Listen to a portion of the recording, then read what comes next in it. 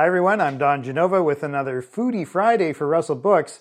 Going a little bit exotic with you this week and with some flavors that are definitely Mediterranean, Italian, Middle Eastern in a couple of different ways to do it quickly, like in the pressure cooker or Instant Pot.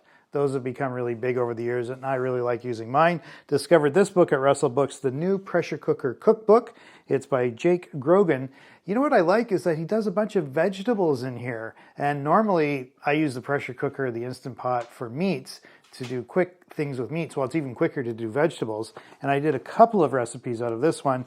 Sweet potato hash with black beans and avocado slices. Now you don't have to put the avocado in the Instant Pot, but the sweet potatoes cook in instant.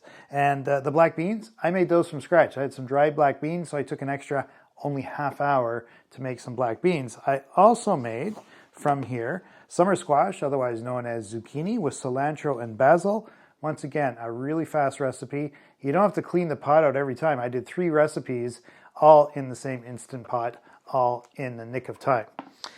The next one, another pressure cooker recipe. This one is from Giada De Laurentiis' Happy Cooking.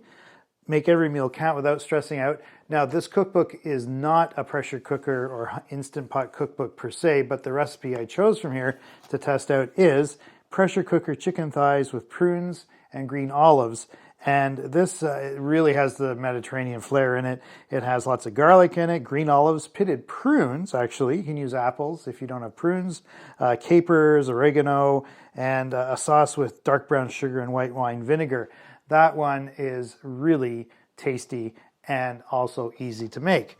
The last book goes really Middle Eastern, not a pressure cooker cookbook, but if you want to make a recipe like the one that I just mentioned that doesn't need a pressure cooker, how about a recipe from Olives, Lemons, and Za'atar, the best Middle Eastern home cooking. This is by Rawia Bishara. She owns a restaurant in Brooklyn, New York called Tannerine, and I was really attracted to this recipe. A chicken tagine, which in this case used dried apricots and cranberries. If you like ottolenghi, you really like this one by Rawia. Za'atar, what is that? Sesame seeds, thyme, salt, sumac are the main ingredients for that. If you're looking for it, you can actually find it in some local grocery stores made by Organic Fare, which is a spice and organic foods company right up island in Cobble Hill. So that's our 3 books for this week on Foodie Friday. I'm Don Genova. I'll be back next week, and we'll see you next time.